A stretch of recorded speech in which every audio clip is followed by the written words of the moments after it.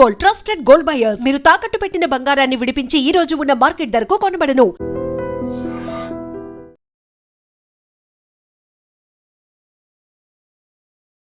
హరే కృష్ణ ప్రభుజీ. హరే కృష్ణ హరే కృష్ణ. అసలు ఏం చెబుతుంది భగవద్గీత మనందరికీ అంటే ఏం చెప్పొచ్చు అంటే? భగవంతుడు అంటారు, ఆయన ఏంటి, ఆయన చేరుకోవటం ఎలా? చాలా ఆధ్యాత్మికమైన ప్రశ్న ఉంటాయి. యశస్వి ప్రధానమంత్రి గారు ఎంత గొప్ప వ్యక్తులు వారు ఎక్కడికైనా వెళ్ళినా సరే వారితో పాటు భగవద్గీతను తీసుకెళ్ళి అందరికి ఇస్తున్నారు. ఎందుకు ప్రపంచం అంతా గీత అని ఎందుకు మాట్లాడుతుందంటే ఆ గీత యొక్క వైభవాన్ని తెలుసుకున్నారు. కృష్ణుడు గీతలో చెప్పిన ఒక మాట, కర్మని చేయండి కానీ ఆ కర్మకు తగ్గ ఫలితాన్ని మాత్రం ఆశించకూడదు అని చెప్పి. అంటే మనుషులం అన్నాక ఖచ్చితంగా ఏదైనా చేస్తున్నాము అని అంటే దాని నుంచి ఏదో ఒకటి మనకు కొంత లాభం పొందాలి అనే ఆలోచన ఉంటుంది కదా ప్రభుజీ. ఎందుకని అలా చెప్పారంటారు కృష్ణుడు? ఫలాన్ని అపేక్షించక, ఫలాన్ని నేను దాచిపెడతాను, నీకు ఎప్పుడు కరెక్ట్ అప్పుడు నేను ఇస్తాను, నీ చేతుల్లో ఉంటే నువ్వు పాడు చేసుకుంటావు బాబు. ఇప్పుడు మీకెలా మీ పిల్లలు భగవంతుడికి మనందరం పిల్లలమే కదండి. ఆ ప్రేమతో భగవానుడు చెప్పిన మాట అండి. ప్రభుజీ, కృష్ణుడు ఇప్పుడు అర్జునికి గీత గురించి అంతా కూడా బోధించాడు, మా అందరికీ తెలిసిందంతే. కానీ అర్జుని కన్నా ముందర కూడా గీత కృష్ణుడు ఎవరికో బోధించారని చెప్పి భగవద్గీతలోనే చెప్పారు. ఆయన వివస్వాన్ అనే సూర్య భగవానుడికి బోధించారట. ఆ వివస్వానుడు మనువుకి చెప్పారట. అలా మనువు అలా ఆ సాంప్రదాయంలో వచ్చింది, కానీ మధ్యలో ఇక్కడ లుప్తం అయిపోయింది. అందుకే ఆ వివస్వానుడికి ఇచ్చిన జ్ఞానాన్ని మళ్ళీ నీకు ఇస్తున్నాను అని కృష్ణుడే అర్జునుడికి చెప్పాడు భగవద్గీత. అసలు ఏంటి వాస్తవం ప్రభుజీ? అర్జునుడు మహాయోధుడు, స్వర్గానికి వెళ్ళారు, శివుడిని ఓడించారు. ఒక రకంగా చూస్తే పాశుపతాస్త్రం తీసుకోవడానికి అందరి యొక్క కృపాపాత్రులు అయ్యారు. ఆయన నారాయణుడైతే పక్కనే ఉన్నాడు, కృష్ణుడు పక్కనే ఉన్నాడు కదండి. అలాంటి వ్యక్తికి కూడా కన్ఫ్యూజన్ వచ్చింది. మా దేశం నుంచి దోపిడీ చేసి, ఎంత దోపిడీ చేశారో తెలుసా అండి బ్రిటిష్ వాడు? 43 ట్రిలియన్ డాలర్స్. ధర్మార్థ కామ మోక్షాలు అంటుంటారు. ధర్మ అర్థ కామ మోక్ష. ధర్మాన్ని అర్థాన్ని కలపండి, కామాన్ని మోక్షాన్ని కలపండి. అర్థం అంటే ఏంటో తెలుసా అండి? ఐశ్వర్యం. కానీ ఇదంతా ఉల్టా జరుగుతుంది కదా ప్రభుజీ ప్రస్తుతం. ఇప్పుడు ఏం చేసినా దీనికోసం. పిల్లవాళ్ళకి మీరు చూడండి, ఫోన్లో ఒకసారి ఐకాన్స్ అన్నీ కూడా ఇలా పెద్దగా అయిపోయాయి అనమాట. దాన్ని నొక్కలేకపోతున్నాయి, ఏది నొక్కినా అలా ఇలా వెళ్ళిపోతుంది. మాకు ఏం అర్థం కావట్లేదు, ఏం చేయాలి. అసలు ఒక చిన్న పిల్లవాడు వచ్చాడు, ఏం చేయాల్సిన అవసరం లేదండి, ఇలా 3 సార్లు అనాలి, ట్యాప్ చేయాలి అంతే. ఇలాగానే ఆ ఐకాన్స్ అన్ని చిన్నగా అయిపోయి మళ్ళీ నార్మల్ ఫోన్ అయిపోయింది. నేను ఒడే నీకెలా తెలుసురా అంటే నేను ఇంటర్నెట్లో చదివాను అని అన్నారు. అందుకే మీరు చూడండి, మన భగవద్ ధర్మ ప్రచార మార్గంలో ఏవో నీళ్ళు చల్లుతుంటారు, ఏవో పూస్తుంటారు, ఏవేవో చేస్తుంటారు, పిచ్చి పిచ్చిగా డాన్స్ లేటాలు. వాళ్ళకి ఏమైందో అసలు, అలాంటి మూర్ఖులు ఎలా ఉంటారనిపిస్తుంది. నమస్కారం, వెల్కమ్ టు ఐ డ్రీమ్. ధర్మ మార్గం విత్ విజిత కార్యక్రమానికి స్వాగతం. సాధారణంగా ప్రతి ఒక్కరూ చెప్తూ ఉంటారు, గీత అనేది మనం నేర్చుకుంటే గనక, మనం గీత చదవడం ప్రారంభిస్తే గనక మన లైఫ్ అనేది ఖచ్చితంగా చేంజ్ అవుతుంది అని చెప్పి. అసలు నిజంగా గీత వల్ల మనం ఏం నేర్చుకుంటాము, గీత ఏం చెప్తోంది మనందరికీ, ఇలాంటి విషయాలన్నీ కూడా ఎవరినైతే అడిగితే మనకు కరెక్ట్ సమాధానం దొరుకుతుందో ఆ పర్సనే మన ముందున్నారు. వారెవరో కదండి, మనందరికీ ఎంతో ఇష్టమైన, ఎంతో సుపరిచితులైన ప్రణవానంద దాస్ గారు ఇప్పుడు ప్రభుజీతో మాట్లాడి ఈ విషయాలన్నీ కూడా కూలంకషంగా తెలుసుకునే ప్రయత్నం చేద్దాం. హరే కృష్ణ ప్రభుజీ. హరే కృష్ణ హరే కృష్ణ. ప్రభుజీ, గీత అసలు భగవద్గీత అనగానే ఈ మధ్యకాలంలో ఎంతో ప్రాచుర్యంలోకి వచ్చింది, అందరికీ తెలియని వాళ్ళకు కూడా తెలిసేటట్టుగా. కానీ అసలు ఏం చెబుతుంది భగవద్గీత మనందరికీ అంటే ఏం చెప్పొచ్చు అంటారు? అసలు మనం ఏంటి, భగవంతుడు ఎవరు, మనకి భగవంతుడికి ఉండే సంబంధం ఏంటి, భగవంతుని ఎలా చేరుకోవాలి, అసలు ఈ ప్రపంచం ఏంటి? చాలామందికి ఈ ప్రశ్నలు ఉంటాయండి. ఈ ప్రపంచం ఏంటి, నేను ఎందుకున్నాను, ఈ ప్రపంచంలో నేను ఏం చేస్తున్నాను, అసలు నా కర్తవ్యం ఏంటి, అసలు భగవంతుడు అంటారు, ఆయన ఏంటి, ఆయన చేరుకోవటం ఎలా? చాలా ఆధ్యాత్మికమైన ప్రశ్నలు ఉంటాయి. లేదా చాలామందికి ఇంకొక రకమైన ప్రశ్నలు ఉంటాయండి. అరే నేను జీవితంలో మారాలనుకుంటున్నాను, మంచి మార్గంలో వెళ్ళటం ఎలా, దృఢ నిశ్చయం రావట్లేదు, చెడు అలవాట్లు ఉన్నాయని తెలుస్తుంది, వాటిని మానుకోవటం ఎలా, కొద్ది కోపం ఉన్నట్టుంది, దాన్ని తగ్గించుకోవటం ఎలా, ఎన్నో రకములైన ఉంటాయి. మనం ప్రపంచాన్ని అన్యాయాలు చూస్తున్నప్పుడు మనకు అనిపిస్తుంది, అరే ఈ అన్యాయం ఎందుకు జరుగుతుంది, అరే వీడికి ఇలా ఎందుకైంది, అయ్యో ఆయన అలా ఉంటాడు, ఆయన అంత గొప్పవాడు ఎలా అయిపోయాడు, ఇలాంటివి ఎన్నో ప్రశ్నలు ఉంటాయి. అసలు మీకు ఒక విషయం చెప్తాను, మనిషికి జీవనానికి సంబంధించిన ప్రతి ప్రశ్నను భగవద్గీత ఆన్సర్ చేస్తుంది. మనిషికి సంబంధించిన ఇప్పుడు లైఫ్ స్టైల్ అంటాం కదా, కొంతమంది రాస్తారు, లైఫ్ స్టైల్ అని. ఆ లైఫ్ స్టైల్కి సంబంధించిన ప్రతి విషయం, లైఫ్కి సంబంధించిన ప్రతి విషయం. మీరు అనుకోవచ్చు, అరే ప్రభుజీ భగవద్గీత యుద్ధ భూమిలో మాట్లాడింది కదా, అది జీవనాన్ని గురించి. యుద్ధంలో మాట్లాడినా భగవంతుడు జీవితం గురించి మాట్లాడాడు. మన చూడండి, మీకు ఒక విషయం చెప్తాను. మన డే టు డే జీవనం కూడా ఒక యుద్ధమే. అలా అనిపిస్తుందా మీకు? అనిపిస్తుంది కదా. ఎందుకంటే మనతో మనం యుద్ధం, మనసుతో యుద్ధం, ఇంట్లో వాళ్ళతో యుద్ధం, వర్క్ లైఫ్లో యుద్ధం, అదంతా కాంపిటీషన్, ఒక పోరాటమే కదండి. ఆ పోరాటంలో భగవంతుడు ఈ పోరాటాన్ని నెగ్గేది ఎలా అని అర్జునుడికి ఉపదేశం చేసింది భగవద్గీత. మీరు చూడండి, కొన్నిసార్లు మనం ఏదైనా వస్తువు కొన్నాం అనుకోండి, ఒక ఫోన్ కొన్నాము లేదా ఒక మషీన్ కొన్నాం అనుకోండి, దాంతోపాటు ఒక మాన్యువల్ వస్తుంది. మాన్యువల్ని చదివామనుకోండి, చాలా ఈజీ. ఏ బటన్ నొక్కితే ఎలా యూజ్ చేయాలి, ఏం చేయాలి, ఏది చేయాలని. మొన్న ఏమైందంటే మా ఫోన్లో ఒకసారి ఇలా ఏమంటారు, ఆ ఐకాన్స్ అన్నీ కూడా ఇలా పెద్దగా అయిపోయాయి అనమాట. దాన్ని నొక్కలేకపోతున్నాయి, ఏది నొక్కినా అలా వెళ్ళిపోతుంది. మాకు ఏం అర్థం కావట్లేదు, ఏం చేయాలి. అసలు చాలా కంగారు వేసింది. ఎందుకంటే మా సేవలో ఉంటాం కదా, సేవకు సంబంధించిన ఏదన్నా ఫోన్ వచ్చినా అటెండ్ అవ్వాలి. ప్లస్ మా గురువు గారి ప్రవచనాలన్నీ అందులోనే ఉంటాయి, శ్రవణం చేయడానికి ఉండదు మాకు. మేము కంగారు పడిపోతుంటే ఒక ఆయన అన్నారు, ఒక చిన్న పిల్లవాడు వచ్చాడు, ఏం చేయాల్సిన అవసరం లేదండి, ఇలా 3 సార్లు అనాలి, ట్యాప్ చేయాలి అంతే. ఇలాగానే ఆ ఐకాన్స్ అన్ని చిన్నగా అయిపోయి మళ్ళీ నార్మల్ ఫోన్ అయిపోయింది. నేను ఒడే నీకెలా తెలుసురా అంటే, నేను ఇంటర్నెట్లో చదివాను అని అన్నారు. చూడండి, మనకి దేనికైనా అవగాహన ఉందనుకోండి. నాకు చాలా పెద్ద ప్రాబ్లం అనిపించింది. ఫోన్ పోయింది, ఫోన్ పోతే ప్రవచనాలు పోయాయి, కాంటాక్ట్స్ పోయాయి అని నేను కంగారు పడుతున్నా. కానీ చదివిన వాడు వచ్చాడు, ప్రశాంతంగా టిక్ టిక్ టిక్ అన్నాడు, ఫోన్ బాగా చేసేసాడు. అతనికి ఎంత సులువుగా అయిపోయింది, ఎందుకంటే దానిపైన అవగాహన ఉన్నది. కాబట్టి మన జీవితంలో మనకు కొన్నిసార్లు అవగాహన లేకపోయేసరికి కంగారు ఎక్కువైపోతుంది, టెన్షన్లు ఎక్కువైపోతాయి, ఏం చేయాలి అనిపిస్తుంటుంది, ఉక్కిరిబిక్కిరి అయిపోతా. కానీ అవగాహన తెలుసుకుంటే జీవితంలో ఈ కష్టం వచ్చినప్పుడు ఎలా ఉండాలి, ఈ ప్రశ్న వచ్చినప్పుడు దానికి సమాధానం ఏంటి, ఆ అవగాహన మనకి ఇచ్చేది ఎవరు? ఈ ప్రపంచాన్ని సృష్టి చేసిన వారే ఆ అవగాహన ఇచ్చారనుకోండి, ఇంకెంత బ్రహ్మాండంగా. ఇప్పుడు చూడండి, ఒక మెషిన్ ఎలా వాడాలని తయారు చేసిన వాడే ఇస్తాడు కదా. తయారు చేసిన వాడు ఇచ్చిన మాన్యువల్ని వదిలేసి అందరి ఇంట్లోకి వెళ్ళి, అరే నీకు ఇలా తెలుసారా అంటే వాడు చెప్పొచ్చు, చెప్పకపోవచ్చు, తప్పు చెప్పొచ్చు, ఏదైనా చెప్పొచ్చు. కానీ ఎవరైతే ఆ మెషిన్ తయారు చేశారో వాడిని అడిగితే ఎంత బెస్ట్ అండి. అదే భగవద్గీత. ప్రపంచాన్ని తయారు చేసిన వ్యక్తి, ప్రపంచం ఏంటి, నన్ను తయారు చేసిన వ్యక్తియే నువ్వేంటి, ఈ యొక్క కర్మాన్ని తయారు చేసిన వ్యక్తియే అసలు కర్మ ఏంటి, ఏం చేయాలి, ఏం చేయకూడదు, మొత్తం అసలు జీవనానికి సంబంధించిన విషయాలన్నీ భగవద్గీతలో సాక్షాత్తుగా పరమాత్మ అర్జునుడికి చెప్పారు. అందుకే ప్రతి మనిషి, ప్రతి హిందువు కాదండి, ప్రతి మనిషి భగవద్గీత తెలుసుకొని తీరవలసినదే. చిన్న పిల్లల నుంచి వృద్ధుల వరకు ఎంత త్వరగా జీవితంలో మనం భగవద్గీత తెలుసుకోగలిగితే మన జీవనం అంత బాగుంటుంది. ఇప్పుడు చూడండి, మనం ఒక మెషిన్ తెచ్చాము, ఏదేదో వాడేసాము. ఒకసారి ఒకళ్ళు అడిగారనమాట, ఇది ఏంటి ప్రభుజీ లోపల పెట్టాము, బేక్ అవ్వట్లేదు అని. చాలాసేపు ఆలోచించి ఏమైందబ్బా అని మొత్తం పుష్ అని ఇట్లా పొంగింది, మళ్ళీ లోపలికి వెళ్ళిపోయింది అనమాట. అంత అయిపోయాక మొత్తం మాడిపోయింది, తీసేసరికి పొగలన్నీ వస్తున్నాయి. దాని తర్వాత మాన్యువల్ చదువుతున్నాయి. అది చేసిందంతా మాడిపోయాక చదవటం వల్ల ఏమి లాభం ఉంది చెప్పండి. తీసుకున్నప్పుడే చదివేసి లోపల పెట్టుంటే ఎంత బాగుండేది, కేక్ ఎంత బాగా వచ్చేది, అవునా కాదా చెప్పండి. అలానే జీవితం మొత్తం కష్టాలు పాలైపోయి, గొడవల పాలైపోయి, ఇబ్బందుల పాలైపోయి, లాస్ట్కి ఎప్పుడో నేను భగవద్గీత చదువుతా అనటం ఎంత అన్యాయం చెప్పండి. అందుకే పిల్లలకి నేర్పించాలి రామాయణం, భగవద్గీత. అప్పుడు వాళ్ళు మంచి మార్గంలో వెళ్ళగలుగుతారు. అందుకోసమే మనము ఒక కార్యక్రమాన్ని చేపట్టామన్నమాట.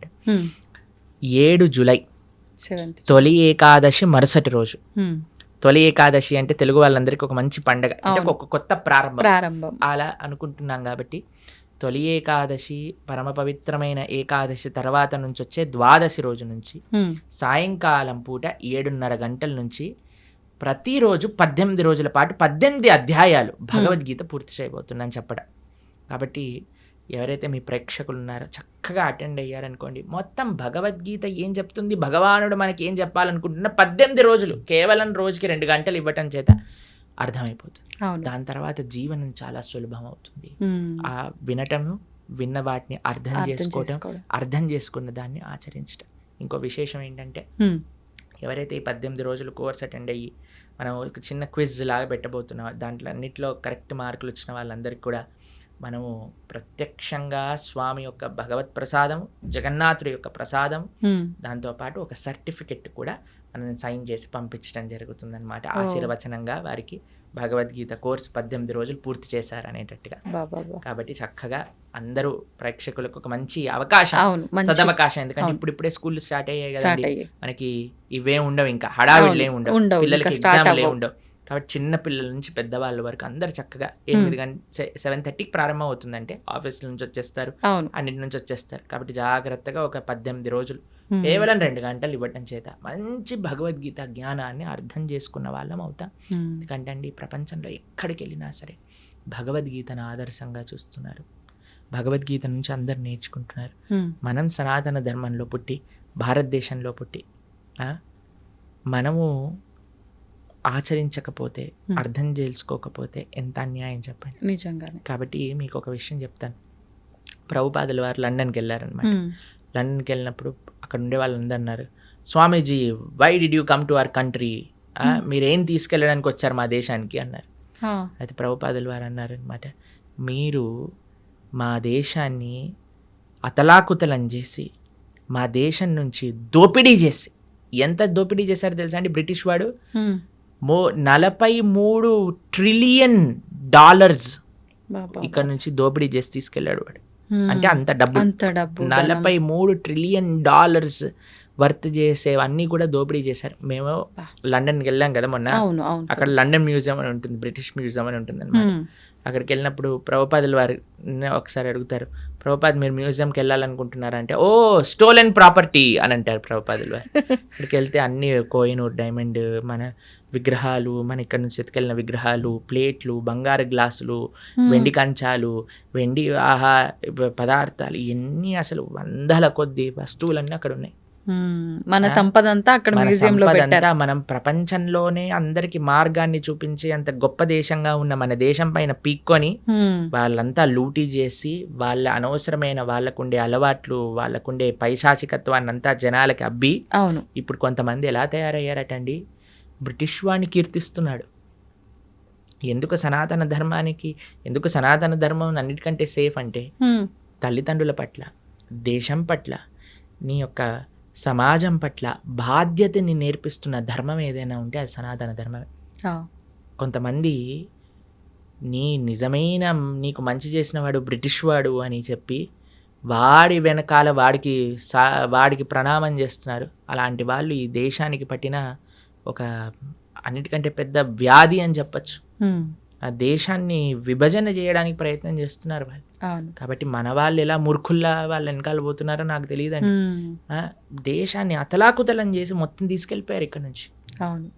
అలాంటి ప్రభుపాదుల వారిని అడిగారు, మీరేం తీసుకోవడానికి వచ్చారు నా దేశం నుంచి అంటే, ప్రభుపాదుల వారు అన్నారు, మీరు వందల సంవత్సరాలు లూటీ చేసి తీసుకెళ్లారు మా దగ్గర నుంచి, అన్నిటికంటే విలువైన వస్తువైన భగవద్గీతను తీసుకెళ్ళలేదు, భారతదేశ సనాతన ధర్మం యొక్క ఆధ్యాత్మికత తీసుకెళ్ళలేదు, కానీ నేను వచ్చాను అది ఇవ్వడానికి మీకు అని చెప్పారు.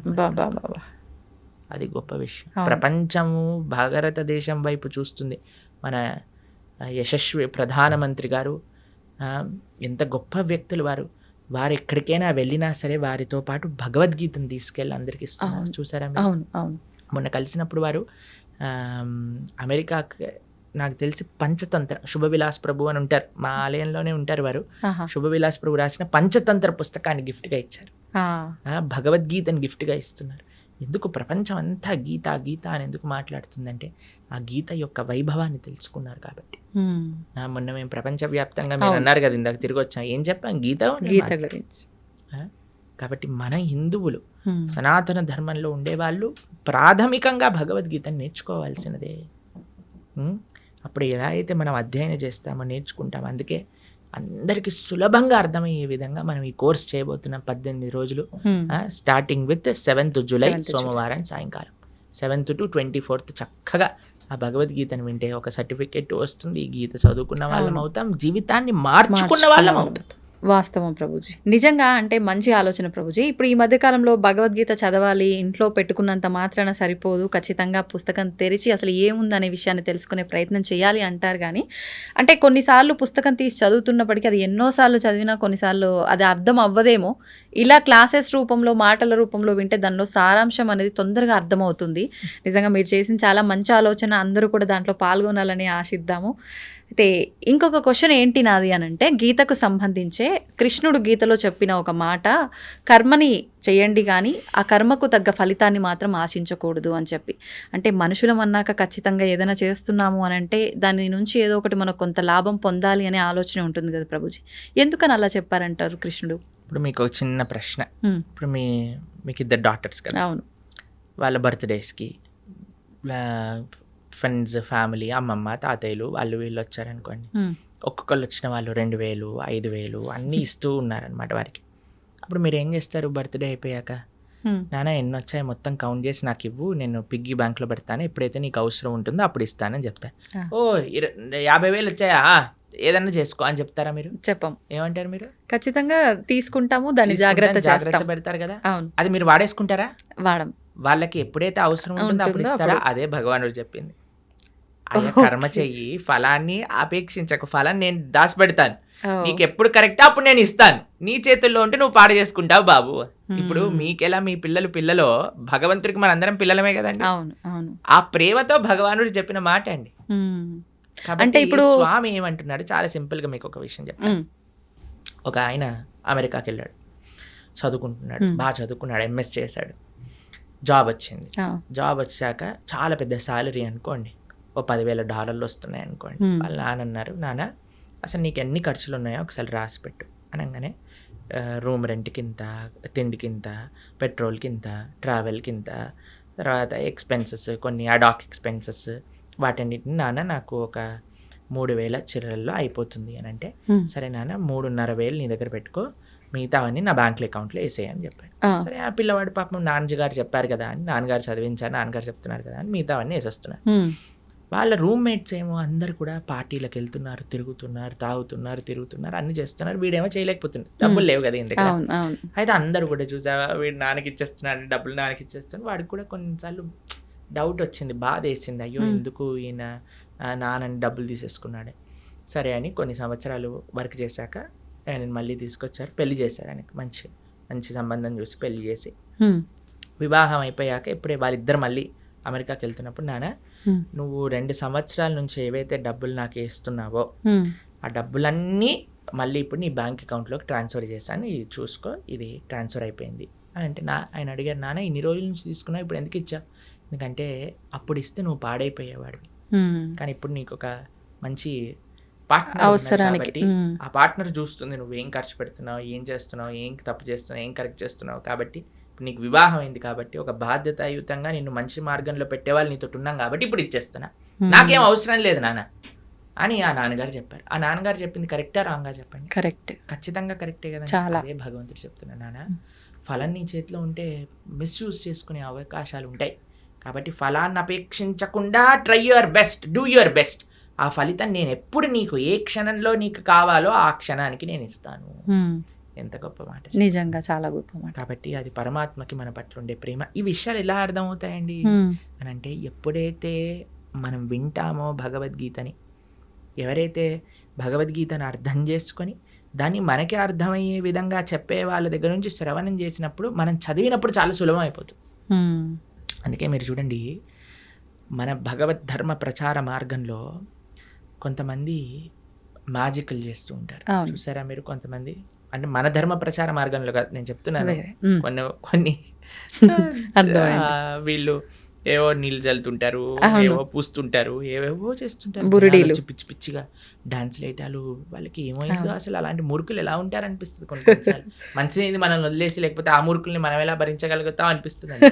అలాంటి వేషాలు, వీళ్ళందరూ డ్రామా ఆర్టిస్టులు అయిపోవచ్చు చాలా బాగా, కానీ ఎందుకు వాళ్ళు మూవీస్ లో ట్రై చేయకుండా ఇలాంటి పనులు, అంటే డబ్బులు అక్కడ సంపాదిస్తుంటున్నారు ఎక్కువగా, అందుకోసం అటు వెళ్తున్నారు. అలాంటివన్నీ మనం చేయమండి గలీజ్గా. అవును, వేరే వాళ్ళని మోసం చేయటాలు, వేరే వాళ్ళని ఏదో ఇది చేయటాలు, అలాంటివన్నీ ఏమీ ఉండవు. చాలా మంది అడుగుతారు, ఇస్కాన్ వాళ్ళు విదేశీయుల్ని మార్చట్లేదా? మీకు విషయం తెలుసా అండి, అక్కడ మేము వెళ్ళాము, అక్కడుండే వీళ్ళు ఎక్కడికైతే వెళ్తారో ప్రతి ఆదివారం వాళ్ళు అన్నీ అమ్మేశారు. కొన్ని చోట్ల బార్ షాపులు ఉన్నాయి ఆ ప్రదేశాల్లో, కొన్ని చోట్ల అయితే మా గుళ్ళే ఉన్నాయి అక్కడ. ఎందుకంటే అక్కడికి ఎవ్వరు వెళ్ళట్లేదు, ఎవ్వరికి ఇంట్రెస్టే లేదు, అలా తయారైపోయింది అక్కడ. మేము ఒక దగ్గరికి వెళ్ళామండి, అసలు అక్కడ ఉండే ఎవరైతే ఆ మత ప్రబోధకులు ఉన్నారో, ఆ ధర్మంలో ఉండేవాళ్ళు, ఇప్పుడే నేను మీకు వీడియో కావాలంటే పంపిస్తాను, అంటే మీ పర్సనల్కి చూపించకండి జనాలకి. ఫ్రాన్స్లో ఏవైతే ఈ మత పెద్దలని వాళ్ళ ధర్మంలో వాళ్ళ మతంలో ఉన్నారో, కొన్ని సంవత్సరాల లోపల వాళ్ళు చూస్తే 3,40,000 మంది పిల్లల పైన లైంగిక దాడులు చేశారు. 3,40,000 మంది పిల్లల పైన, ఎంత ఘోరం. అయితే మేము మొన్న ఐర్లాండ్ అనే దేశంలో ఉన్నాం, అక్కడ కూడా వాళ్ళ మతం ఉండేది. వాళ్ళ మత పెద్దలు ఎవరైతే ఇలాంటి పిల్లల పైన అఘాయిత్యాలు చేయటం బయటపడ్డాక ఆ దేశమే మొత్తం ఆ మతాన్ని వదిలేసింది. అక్కడ నాస్తికత్వం ఎక్కువ, ఎందుకంటే వాళ్ళు చేసిన తప్పులు చూసి. కాబట్టి మనం ధర్మం ఏంటి, ధర్మాన్ని ఎలా ఆచరించాలి, పెద్దల నుంచి తెలుసుకొని ఆచరించగలిగితే అది మనకి మంచిది. కాబట్టి మనం ఏం చెప్తున్నాం, భగవద్గీత ఏం చెప్తుంది, ధార్మికంగా జీవనం ఎలాంటిది, ధార్మికంగా జీవనం ఎలాంటిది, ఇదే మన సనాతన ధర్మం అంటేనే ఖచ్చితంగా ఇది చెయ్యాలి, ఇది చేయకూడదు, ఇది చేస్తే ఇది అవుతుంది ఖచ్చితంగా చెప్పి మంచి మార్గంలో నడిపించేది. ఇప్పుడు చూడండి, మనం మానవుడిగా ఉన్నప్పుడు అన్ని ధర్మాలు అన్ని మతాలు బాగుండాలండి. సనాతన ధర్మంలో మనం ప్రతిరోజు ఏం చేస్తామండి, లోకా సమస్తా సుఖినో భవంతు, సర్వే జనా సుఖినో భవంతు అని ప్రార్థన చేస్తా. ఇంతకంటే గొప్ప భావన ఇంకెవరికి ఉంటుంది చెప్పండి. కానీ మనకి అందరి ధర్మాలు బాగుండాలనే మనం అనుకుంటామండి, కానీ వేరే వాడు మన ధర్మాన్ని పాడు చేయాలి అని చూసినప్పుడు మనం ఉండకూడదు కదా, ఊరుకోవద్దు. ఎందుకు మీకు ఈ విషయం ప్రస్తావన చేస్తున్నాను, ఆన్ ద ఫస్ట్ ప్లేస్ చెప్తున్నానంటే, ఎప్పుడు మనకి వాడు మన ధర్మాన్ని మోసం చేస్తున్నాడు, మనల్ని మోసం చేస్తున్నాడు అని తెలిసేది ఎప్పుడంటే మన ధర్మాన్ని మనం తెలుసుకున్నప్పుడు. లేకపోతే వేడేవాడు ఏం చెప్పినా మనం నమ్మేస్తాం. అవును, ఇప్పుడు చూడండి, వాస్తవం ఏంటో మన పిల్లల పైన మనకి నమ్మకం ఉన్నప్పుడు, మన పిల్లలంటే మనకి తెలిసినప్పుడు, మన కుటుంబ సభ్యులు అంటే ఎవరో మనకు తెలిసినప్పుడు, వేరేవాడు వచ్చి ఏం చెప్పినా మనం నమ్మమండి. వేరేవాడు ఏదైనా చిచ్చు పెట్టడానికి ప్రయత్నం చేసినా మనం నమ్మం. ఎందుకంటే మన ధర్మం గురించి పూర్తి అవగాహన ఉంది. నేను చెప్పేది ఏంటంటే, సనాతన ధర్మంలో ఉండే చాలామంది టీవీలలో చెప్తూ ఉంటారు, మనకి ఈరోజు కావాల్సినది ఏదన్నా ఉంటే అందరి ఐకమత్యంగా సనాతన ధర్మాన్ని నిలబెట్టడం. కానీ కొంతమంది వీటిలలో కూడా వ్యూవర్షిప్ కోసం వాటి కోసం ఒకళ్ళని ఒకళ్ళు తిట్టుకోవటాలు ఇలాంటివన్నీ చేస్తున్నారు. అవన్నీ చేయకూడదు. ధర్మం అంటే అందరు కలిసి కుటుంబంగా ఉండాలి. మంచిగా మనం ఉన్న వేరే మతాలు చేస్తున్న దాడులను మనం తట్టుకోగలుగుతాం. First education important. కాబట్టి నేను చెప్పేది ఏంటంటే, ప్రతి హిందువు భగవద్గీత వినండి, భగవద్గీతను చదవండి, కృష్ణుడు ఏం చెప్తున్నాడో వినండి. భగవద్గీత అన్ని సంప్రదాయాలు శాక్త, శైవ, వైష్ణవ, నానాపత్య, ఏ సాంప్రదాయం చెందిన వారైనా భగవద్గీత చదవాల్సిందే అండి. ఇంకా ఏ పుస్తకం చదివినా చదవకపోయినా భగవద్గీత చదవాల్సిందే. అది ఎందుకంటే భగవద్గీత అనేది సనాతన ధర్మానికి ఒక బేస్, అది ఫిలాసఫీ భగవద్గీతలో ఉన్నది. కాబట్టి అందుకోసం మనందరం ఈ 18 రోజులు ఏదైతే కార్యక్రమం చేయబోతున్నామో, ఇందాక మనం చెప్పుకున్నట్టుగా 7వ తారీఖు నుంచి, జూలై 7వ తారీఖు సోమవారం రాత్రి నుంచి ప్రణవానంద దాస్ ఛానల్ తెలిసింది కదా, అందులో మనకి లైవ్లో వస్తుంది. చక్కగా అటెండ్ అవ్వండి. ఎంత మార్పు మీరు చూస్తారో మీకే తెలుస్తుంది. అంటే ప్రతి మానవుడు అన్నాక ప్రతి ఒక్కరూ గీతని చదవాల్సిందే, వినాల్సిందే, ఆచరించాల్సిందే. ముఖ్యంగా ఇంకా హిందువులైతే అస్సలు పక్కన పెట్టాల్సింది లేదు. ఖచ్చితంగా. అంటే ఇప్పుడు ఎన్నెన్నో ఇబ్బందులు పడుతున్నాము, ఎన్నెన్నో ఇలా ఉండకూడదు, అలా ఉంటే బాగుంటుందేమో అని అనిపించినప్పటికీ అసలు ఏంటి కరెక్టు, మనం ఎక్కడి నుంచి స్టెప్ వేయొచ్చు, ఎలా వెళ్తే ధర్మంగా ఉంటుందని ఆలోచన వచ్చి కూడా తెలియక ఆగిపోయే వాళ్ళు ఉన్నారు. అటువంటి వాళ్ళందరికీ కూడా ఒక మంచి మార్గం దొరికిందనే చెప్పొచ్చు దీని ద్వారా. ప్రభుజీ, కృష్ణుడు ఇప్పుడు అర్జునికి గీత గురించి అంతా కూడా బోధించాడు, మా అందరికీ తెలిసిందంతే. కానీ అర్జుని కన్నా ముందర కూడా గీత కృష్ణుడు ఎవరికో బోధించారని చెప్పి వింటున్నాను. గీతలోనే చెప్పారు ఆయన, వివస్వాన్ అనే సూర్య భగవానుడికి బోధించారట. ఆ వివస్వానుడు మనువుకి చెప్పారట. అలా మనువు అలా ఆ సాంప్రదాయంలో వచ్చింది, కానీ మధ్యలో ఇక్కడ లుప్తం అయిపోయింది. అందుకే ఆ వివస్వానుడికి ఇచ్చిన జ్ఞానాన్ని మళ్ళీ నీకు ఇస్తున్నాను అని కృష్ణుడే అర్జునుడికి చెప్పాడు భగవద్గీతలో.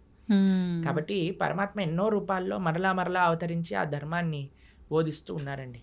కాబట్టి మన ఆచార్యులు వేదవ్యాసుల వారు వ్యాసాయ విష్ణు రూపాయ వ్యాస రూపాయ విష్ణు, ఆయన ఏం చేశారు, మహాభారతంలో మంచిగా ప్యాకేజింగ్ చేశారు. మన గిఫ్ట్ ప్యాక్ లో ఈసారి చూడండి కొంతమంది గమ్మత్తుగా ఆ డబ్బాలు ఓపెన్ చేయాలి, మళ్ళీ డబ్బా ఉంటుంది, ఆ డబ్బా ఓపెన్ చేయాలి, లోపల డబ్బా అలా డబ్బాలు తీసి లోపల ఏదో ఉంగరం ఏదో ఉంటుంది అనమాట. అది విలువైనది లోపల ఉంటుంది. అలా మహాభారతం మధ్యలో ప్యాకేజింగ్ చేశారు భగవద్గీత. ఎందుకంటే ఆ భగవద్గీత అత్యంత విలువైన రత్నం, అమూల్యమైన రత్నం అన్నమాట మనకి మహాభారతంలో లభించేది. కాబట్టి ఆ యొక్క విశేషం ఇందాక మీరు ఎలా అయితే అన్నారో ఆ అద్భుతము శ్రీకృష్ణ భగవానుడు భగవద్గీత రూపంలో మనకు అందించారు. కాబట్టి దాన్ని అధ్యయనం చేయటం, అర్జునుడికి ఉపదేశం చేశారు అంటే అర్జునుడి యొక్క మాధ్యమంగా అందరికీ ఉపదేశం.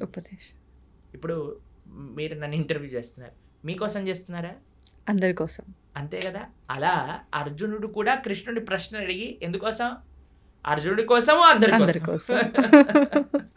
కాబట్టి అర్జునుడు కూడా కృష్ణుడి దగ్గర ఇంటర్వ్యూ చేశాడనమాట. ఆ ఇంటర్వ్యూ ఏంటి? ఇప్పుడు చూడండి, అందరికి ఇంటర్వ్యూలు ఇష్టం, పాడ్కాస్ట్ ఆది పాడ్కాస్ట్ అన్నిటికంటే ఫస్ట్ జరిగిన పాడ్కాస్ట్ కృష్ణ అర్జున్ పాడ్కాస్ట్ అని. అక్కడి నుంచే ప్రారంభం అయింది అనమాట. ఏదైనా భగవంతుడి నుంచే ప్రారంభం అవ్వాలండి. కాబట్టి ప్రపంచంలో జరిగిన మొట్టమొదటి సూపర్ ఎక్స్ట్రాఆర్డినరీ పాడ్కాస్ట్ ఎందుకో తెలుసా అండి? యుద్ధం జరగబోతుంది, ఆ యుద్ధం మధ్యలో జరిగింది పాడ్కాస్ట్ అనమాట. అవును. కాబట్టి చక్కటి భగవద్గీత అర్జునుడి యొక్క మాధ్యమంలో ప్రతి జీవుడికి భగవంతుడు ఉపదేశం చేసిన భగవద్గీతని ప్రతి హిందువు మీరు అన్నట్టుగా తప్పకుండా చదవాలి, అర్థం చేసుకోవాలి, ఆచరించాలి. ప్రభుజీ, ఇప్పుడు అర్జునుడికి చెప్పాల్సిన సిచ్యువేషన్ అక్కడ ఎందుకు ఏర్పడింది అంటే కొంతమంది కొన్ని రకాలుగా చెప్తారు. అంటే అక్కడ ఉన్నదంతా నా వాళ్ళే, నేను వాళ్ళని ఎలా చంపుతాను అనే భావన అర్జునులో వచ్చింది. కాబట్టి దీన్ని కనుక అతనికి ఉపదేశిస్తే దానివల్ల ఇక్కడ జరగాల్సిన క్రతువు అంతా కూడా కరెక్ట్గా జరుగుతుంది ఒకటి. ఇప్పుడు మనం అనుకున్నట్టుగా అందరికీ ఒక మెసేజ్ ఇవ్వడం కోసం అని ఒకటి. అసలు ఏంటి వాస్తవం ప్రభుజీ? ఇప్పుడు మీకు ఒక విషయం చెప్తాను. చాలాసార్లు మనకి ఒక సందిగ్ధ పరిస్థితిలో ఉంటాం, కన్ఫ్యూజన్. అవును. అర్జునుడు మహాయోధుడు, స్వర్గానికి వెళ్ళారు, శివుడిని ఓడించారు, ఒక రకంగా చూస్తే పాశుపతాస్త్రం తీసుకోవడానికి. అలాంటి వారు కూడా రాత్రులు కూడా ప్రాక్టీస్ చేసి, అసలు యుద్ధ విద్య అంటే అర్జునుడే. అందరి యొక్క కృపాపాత్రులు అయ్యారు ఆయన. ఆ ఇంద్రుడి యొక్క కృపాపాత్రులు అయ్యారు, పరమశివుడి యొక్క కృపాపాత్రుడు అయ్యాడు, నారాయణుడు అయితే పక్కనే ఉన్నాడు, కృష్ణుడు పక్కనే ఉన్నాడు కదండి. ఇంకా దానికంటే గొప్ప విషయం ఏం కావాలి? అలాంటి వ్యక్తికి కూడా కన్ఫ్యూజన్ వచ్చింది. ఎందుకు? అర్జునుడికి కన్ఫ్యూజన్ రాలేదండి, మనందరికీ అలాంటి కన్ఫ్యూజన్ స్టేట్ వస్తుంది. కరెక్ట్. ఆ కన్ఫ్యూజన్ నుంచి బయటపడటం భగవద్గీత నేర్పిస్తుంది. మీకు ఒక చిన్న విషయం చెప్తాను. జనాలు ఏమంటారు తెలుసా అండి? కృష్ణుడు యుద్ధాలు చేయిస్తాడు, అన్నతమ్ముల మధ్యలో యుద్ధాలు చేయించాడు, చిచ్చులు పెడతాడు. ఇప్పుడు మీకు ఒక విషయం చెప్తాను. అర్జునుడు యుద్ధం పరిస్థితి రాకముందు కృష్ణుడు ఎన్నోసార్లు దూతగా వెళ్ళాడండి, యుద్ధం వద్దు చెప్పడానికి. ఏమన్నాడు తెలుసా అండి? రాజ్యం కాదు, నిజంగా చెప్పాలంటే రాజ్యానికి హక్కు పాండవులకి, రాజ్యం ఇవ్వద్దు, కనీసం 5 గ్రామాలు ఇవ్వండి చాలు, 5 ఊళ్ళు ఇవ్వండి చాలు అని అన్నారు. 5 ఊళ్ళు కాదు కదా. దుర్యోధన ఏమంటాడంటే పిన్ ఉంటుంది కదా, గుండు సూది, సూది పెట్టినంత జాగ కూడా ఇవ్వను అని అంటాడు. ఇప్పుడు మీకు ఇంకొక విషయం చెప్తానండి. ఒక ఆవిడ వచ్చింది నా దగ్గర, కృష్ణుడు ఏంటండి ఇలా యుద్ధం చేయిస్తాడా అని అంది. మీరు మరి ఆ స్త్రీని అవమానించిన వాళ్ళని ఏం చేయాలి? చంపేయాలండి. మరి దుర్యోధన దుశ్శాసనుడు చేసిన పని ఏంటండి? ద్రౌపదీదేవిని అవమానించింది వాళ్ళు కదా అని అండి. అయిపోయింది. మేమన్నా మరి ఏం చేయాలమ్మా, దుశ్శాసుని ఏమంటాం, దండేసి కూర్చోబెట్టాలి ఆసనం పైన, లేదు అని అంటే, అదే మరి కృష్ణుడు చేసిన పని, కృష్ణుడు ఎందుకు నిందిస్తున్నాం? అవును. ఎంత విచిత్రం చూడండి అసలు. ఇంకొక విషయం చెప్తాను, మీకు ఒక సిచ్యువేషన్ చెప్తానండి. ఒకళ్ళు పోలీస్ డిపార్ట్మెంట్లో పనిచేస్తున్నారండి. వాళ్ళ సొంత తమ్ముడే 10 మందిని హత్య చేశాడు. ఇప్పుడు ఈ పోలీసు వాళ్ళ తమ్ముడిని పట్టుకోవాలా, తమ్ముడని వదిలేయాలా? పట్టుకోవాలి. అదే ధర్మం కదా, ధర్మం కదా. తమ్ముడు కన్నా కూడా అంటారు కదా ప్రభుజీ పెద్దవాళ్ళే, తమ్ముడు అంటే ఏదో సామెత ఉంటది, మన వాళ్ళైనా సరే నీతి తప్పకూడదు, ధర్మంగా ఉండాలి అని అంతే చెప్పి. కదండి. మరి కౌరవులందరూ నీతి తప్పారు, అందుకు కృష్ణుడు యుద్ధం చేయమన్నాడు. అరే వాళ్ళని నువ్వు అన్నయ్యలుగా, తమ్ముళ్ళుగా, బావలుగా, మరుదులుగా చూడక నానా, వాళ్ళు అధర్మం అదే. చేసిన వ్యక్తులుగా చూసి వాళ్ళని శిక్షించు. Hmm. ఎందుకంటే నీకు ఆ రోలు, నువ్వు ఒక క్షత్రియుడివి, Hmm. క్షత్రియ ధర్మాన్ని అనుసరించి నువ్వు యుద్ధం చెయ్యి అని కృష్ణుడు చెప్పాడు. దీంట్లో ఏం తప్పుందా అండి? ఏం లేదు. ప్రపంచంలో అది చెయ్యట్లేదు కాబట్టి ఈరోజు బాధగా ఉన్నాం. ఎవడో ఒకడు ట్రాఫిక్ పోలీస్ దగ్గర పట్టుబడిన వాడు కూడా ఫోన్ చేసి మా బావ ఎవరో తెలుసా, మా అన్న ఎవరో తెలుసా అని బ్లాక్మెయిల్ చేస్తారు. ఆ వాడు ఏదో కుర్చీ పైన కూర్చున్నాడు, ఏ వాడిని వదిలేసే అంటాడు. ఏంటని అన్యాయమా? అన్యాయం. ఇప్పుడు ఈ రోజు వదిలేస్తే టోపీ పెట్టుకోనందుకు, దాన్ని ఏమంటారు, హెల్మెట్ పెట్టుకోనందుకు, కానీ చచ్చేది వాడే కదా. అవును, పైన ఉన్న వాడికి ఏమైంది, ఫోన్ చేసిన వాడికి ఏమైంది అంతే కదండి. కాబట్టి ఇది ప్రాబ్లం. అందుకే చూడండి, పెద్ద పెద్ద స్కామ్లు చేసిన వాళ్ళందరూ మంచిగా పార్లమెంట్లో కూర్చొని ఇది చేస్తున్నారు. ఎందుకు అని అంటే మన వాళ్ళు కదా, మా వాళ్ళు హవా కదా అని నడుస్తుంది. వదిలేస్తారు. కానీ అక్కడ వదలరు కదా. అక్కడ వదిలేడు కదా. కాబట్టి అందుకే మనం జాగ్రత్తగా ఉండాలి. అందుకే భగవంతుడు ఏది చేసినా, భగవంతుడు జనాలు భగవంతుడికి ధర్మాధర్మ విచక్షణ చేస్తుంటాడు. కృష్ణుడు అధర్మం చేశాడు, కృష్ణుడు ధర్మం చేశాడు, అలా ఉండదయ్యా. భగవంతుడు ఏమి చేస్తే అది ధర్మం అవుతుంది, భగవంతుడు ఏది చెప్తే అది నిజం అవుతుంది. ఇప్పుడు చూడండి, ప్రైమ్ మినిస్టర్ ఏదన్నా ఆర్డర్ చేశాడు అనుకోండి, ఇప్పుడు చూడండి మనకి నోటు బందీ అని చేశారు. నోటు బందీ, నేను నోటు బందీ చేయను, ఎంత ధైర్యం నీకు నోటు బందీ చేస్తా అంటే ఏమైనా ఇద్దా అండి? నోటు మూసుకొని మనమే డబ్బులు మార్చుకుంటాను 2 రోజులు అరిచినా సరే. అంతే. అవును కదండి, ఎందుకంటే నువ్వు జీవించాలి. కాబట్టి జనాలందరూ భగవంతుడిని అంటున్నారు. అలా కాదయ్యా, భగవంతుడు చెప్పింది నువ్వు వినాలి, నువ్వు చెప్పింది భగవంతుడు వినాడు. ఇది మనం తెలుసుకోవాల్సి. అంటే మనం ఎంతసేపు అజ్ఞానంలో ఉన్నాం. అంతే కదండి, అజ్ఞానాన్ని వీడి మనం బయటికి రాలేకపోతున్నాం. అంతే కదా. కాబట్టి ఇది మనం గుర్తుపెట్టుకోవాల్సిన విషయం. కాబట్టి మనకి తెలియదు, నీకు అర్థం కావట్లేదంటే నువ్వు తెలుసుకో, అంతేగాని భగవంతుడిని మార్చుకోవద్దు అనుకోడు. కాబట్టి మనం అందుకే చెప్తున్నాను, ఎక్కడొస్తుంది అంటే శాస్త్రీయమైన శ్రద్ధ ఎప్పుడైతే ఉంటుందో, ఎప్పుడైతే మనం వినయంగా నేర్చుకుంటామో తత్వాన్ని, అప్పుడు మనకి ఏ పరిస్థితిలో ఉన్నా సరే ఆ ధర్మం గోచరిస్తుంది, ఆ ధర్మం మనల్ని కాపాడుతుంది. అది ముఖ్యం. ప్రభుజీ, ఇప్పుడు ధర్మార్థ కామ మోక్షాలు అంటుంటారు, దీన్ని ఎలా తీసుకోవాలి, ఎలా ఆచరించాలి? చూడండి, చతుర్విధ పురుషార్థములు అంటారు. అవును, ధర్మ, అర్థ, కామ, మోక్ష. చాలా సింపుల్గా చెప్తాను, చాలా అద్భుతమైన విషయం చెప్తాను మీకు. దీన్ని ఎలా జతపరచాలి అని అంటే, కామము మోక్షంతో, అర్థము ధర్మంతో. ధర్మ, అర్థ, కామ, మోక్ష అన్నారు కదా, 4 ఉన్నాయి. ఓకేనా? ధర్మాన్ని అర్థాన్ని కలపండి, కామాన్ని మోక్షాన్ని కలపండి. అర్థం అంటే ఏంటో తెలుసా అండి? ఐశ్వర్యం, డబ్బులు. దేంతో కలపమన్నా? ధర్మంతో. అంటే మనం సంపాదించే ప్రతి రూపాయి కూడా ధార్మికంగా సంపాదించాలి, ధర్మం కోసం ఖర్చు పెట్టాలి. ఇదొక పాయింట్ అయిపోయిందా? కామము అంటే కోరిక. ఏం కోరుకోవాలి నువ్వు? ఈ జన్మ ఎలా తరింపజేసుకోవాలి, భగవంతుడి యొక్క శాశ్వతమైన సేవ ఎలా చేయాలి, అది మోక్షం. మోక్షం అంటే భగవంతుడి యొక్క శాశ్వతమైన సేవా స్థితిని పొందటం. వైకుంఠంలో, గోలోకంలో స్వామిని ఆరాధన చేసుకోవటం.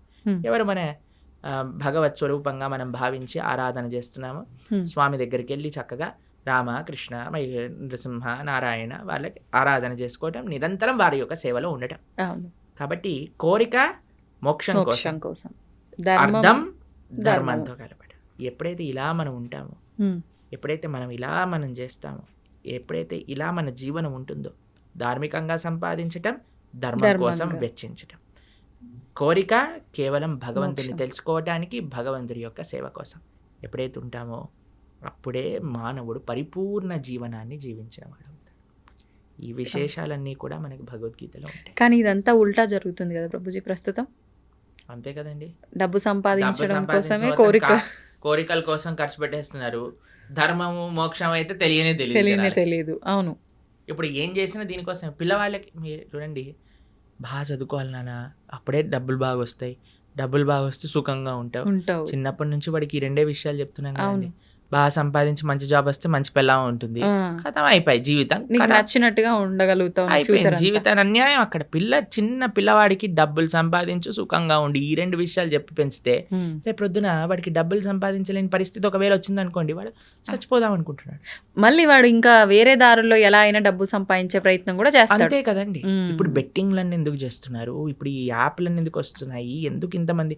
నేను కాలేజ్లో ఇంజనీరింగ్ చదువుతున్న రోజులలో ఎంతమంది అండి బెట్టింగ్లు పెట్టి ఇంట్లలోంచి లక్షలు డబ్బులు తెచ్చి అక్కడ పెట్టేసి కొట్లాడుకొని నెత్తుర్లు వచ్చి పెద్ద పెద్ద గ్యాంగులు ఏర్పడి, అసలు ఎంత అన్యాయం అంటే అంత అన్యాయం. ఎందుకోసం అండి? డబ్బులు ఉంటే సుఖంగా, డబ్బులు అవసరమే అండి. ఎవరు చెప్పలేమండి డబ్బులు ఉండకూడదు, డబ్బులు లేవు, కష్టపడు, ధార్మికంగా ఉండు. అన్నిటికంటే మీకు ఏం తెలుసా అండి, డబ్బుల కంటే ముఖ్యం స్వాంతన అంటే సాటిస్ఫాక్షన్. ఎంతున్నా సరే దాంట్లో సుఖంగా ఉండేవాడు కదండి. ఇప్పుడు చూడండి, రోజంతా నేను పని చేస్తాను, నిద్రపోయేటప్పుడు నిద్ర మాత్రలు మింగి పడుకుంటాను అనేవాడి కంటే కూలీ నాలి చేసుకొని 500-600 రూపాయలు సంపాదించి హాయిగా పడుకునేవాడు మెయిల్ కాదా చెప్పండి? అదే మేలు. అవును.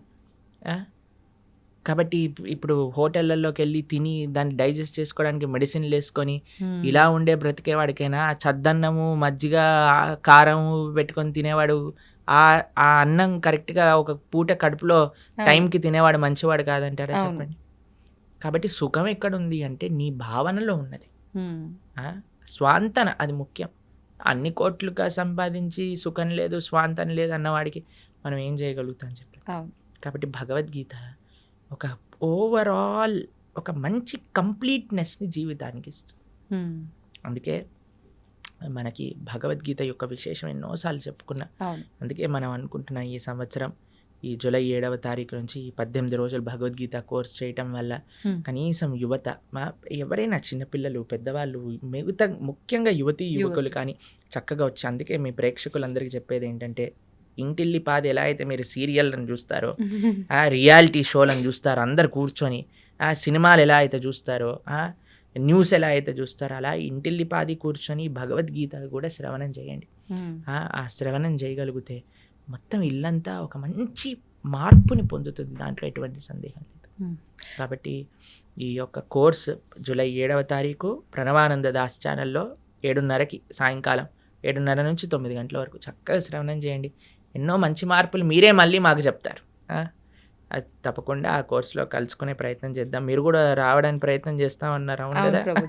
ప్రయత్నిస్తాను రావడానికి, వీలైతే వస్తాను. ప్రభుజీ, మనకు అతి త్వరలోనే తొలి ఏకాదశి రాబోతుంది. ఇందాక మీరే చెప్పారు. అసలు ఏంటి తొలి ఏకాదశి అంటే? మన సనాతన ధర్మంలో ఏకాదశికి ఒక ప్రాధాన్యత ఉంది, దాని గురించి ఒక్కసారి వివరంగా. ఏకాదశి అత్యంత పరమ పవిత్రమైన రోజు. ఏకాదశి ఉపవాసం, ఏకాదశి వ్రతం చేయకుండా ఎవ్వరు ఉండకూడదు. ఏకాదశి వ్రతం చేస్తే అన్ని వ్రతాలు, నోములు, పూజలు చేసిన ఫలితం వస్తుంది. ఏకాదశి వ్రతం చేయకుండా ఎన్ని చేసినా ఫలితం ఉండదు. అత్యంత ముఖ్యమైన వ్రతం హిందువుకి, సనాతన ధర్మానికి చెందిన వాళ్ళకి ఏదైనా ఉంటే అది ఏకాదశి వ్రతం. ఉపవాసము అంటారు. దగ్గరగా ఉండుట, భగవంతుడి దగ్గరగా ఉండుట, చక్కగా జపం చేసుకోవటం, భగవంతుడికి ఆరాధన చేయటం. ఏకాదశి ఉపవాసం ఎందుకు చేయాలి, ఎలా చేయాలి అని ప్రణవానంద దాస్ ఛానల్లో 2 వీడియోలు ఉన్నాయి, గంట సేపు. ఆ 2 చూసారనుకోండి, మొత్తం ఏకాదశికి సంబంధించిన మొత్తం తెలిసిపోతుంది. ఎందుకంటే అండి, ఏకాదశి చేయటం అనేది చాలా ముఖ్యం. ఎందుకంటే భగవత్ ప్రీత్యర్థం మన జీవితం ఉండాలి. భగవంతుడికి అత్యంత పరమ ప్రియమైన రోజు ఏదన్నా ఉంటే అది ఏకాదశి. భగవంతుడికే ప్రియమైన భక్తి అంటాం కదండి మనం. భక్తి జనని అంటే భక్తిని జనింపజేస్తుందట, మనందరికి ప్రధానిస్తుందట. ఆ రోజు ఏది అంటే ఏకాదశి. ఏకాదశి వ్రతం చేయటం చేత భక్తి వర్ధిల్లుతుంది, భక్తి పెరుగుతుంది, భక్తి వస్తుంది అని చెప్తారు. కాబట్టి అలాంటి ఏకాదశి వ్రతం చేయటంలో అత్యంత సావధానంగా ఉండాలి మనందరం. పాపం ఎవరైనా ప్రభుజీ ఇంతవరకు చేయలేదండి, ప్రారంభం చేస్తా, ఎప్పుడు చేయాలి అని అన్నారనుకోండి, తొలి ఏకాదశి లేదా దేవశయని ఏకాదశి అంటారు దీన్ని. భగవంతుడు ఆ రోజు యోగ నిద్రలోకి వెళ్తారట. గురక నిద్ర కాదు, యోగ నిద్రలోకి వెళ్తారు స్వామి తొలి ఏకాదశి రోజున. పార్శ్వ ఏకాదశి రోజు ఒక చేతి నుంచి ఇంకో చేతికి మారుతారనమాట. ఇలా మారుతాం కదా. అవును అవును. దాని తర్వాత ఉత్థాన ఏకాదశి రోజు భగవంతుడు లేస్తారట. పడుకోవటం అంటే అని నిద్రపోవటం కాదు, ఆయన యోగ నిద్ర. అంటే అంతరాత్మయి పరమాత్మ రూపంలో అందరినీ చూస్తూ ఉంటారు. ఇప్పుడు చూడండి, చిన్నప్పుడు ఎవరైనా మనల్ని ఇది చేయడానికి వచ్చారనుకోండి, వెంటనే కళ్ళు మూసుకొని పడుకున్నట్టు యాక్టింగ్ చేస్తారు. అప్పుడు వాళ్ళు ఏం చేస్తున్నారు చూస్తాను అనమాట. పర్వాలేదు బాగానే ఉన్నారన్న కలుపు తెచ్చి వచ్చారా మీరు అని అంటారు. లేకపోతే వాడు ఏదైనా తేడా చేశాడు అనుకోండి, వెంటనే మనం ఇది చేస్తాం. అవునా కాదు? అలాంటివి చేస్తూ ఉండే అట్లా భగవంతుడు కూడా చూస్తున్నాడు అనమాట. ఏం చేస్తాడు వీడు నిద్రపోయినప్పుడు అని. కాబట్టి ఈ 4 నెలలు కూడా చాతుర్మాస్యము అని అంటారు. వ్రతం పడతారు, యతీశ్వరులు వ్రతం పడతారు. అందరూ వ్రతం ఉంటుంది. ఎవరెవరికి ఆశ్రమ నియమం ప్రకారంగా నియమాలు ఉంటాయి. 4 వస్తువులు మానేయాలి అని చెప్తారనమాట. 1 నెల పెరుగు, తర్వాత పాలు, తర్వాత పాలకూర ఇత్యాది ఆకుకూరలు, దాని తర్వాత మినప్పప్పు. ఇలా 4 నెలలు ఒక్కొక్క ద్రవ్యాన్ని విడిచి ధార్మికంగా ఆధ్యాత్మిక కార్యక్రమాలు చేస్తూ అలా ఉండాలి అని చెప్తారు. కాబట్టి చాతుర్మాసం అనేది అత్యంత పరమ పవిత్రమైన మాసం. భగవంతుడి యోగ నిద్రలోకి ప్రవేశించే రోజు తొలి ఏకాదశి, ఆషాఢీ ఏకాదశి, ఆషాఢ మాసంలో వచ్చే ఏకాదశి.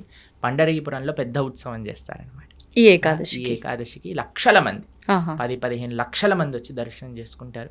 భగవాన్ ఉన్న ఆ రోజు పండరీపురంలో లక్షల మంది తుకారాం మహారాజ్ పుట్టిన ప్రదేశం, జ్ఞానేశ్వర్ మహారాజ్ పుట్టిన ప్రదేశం నుంచి నడుచుకుంటూ పాదయాత్రగా 20 రోజులు పాదయాత్ర చేసి పండరీపురాన్ని చేరుకుంటారు.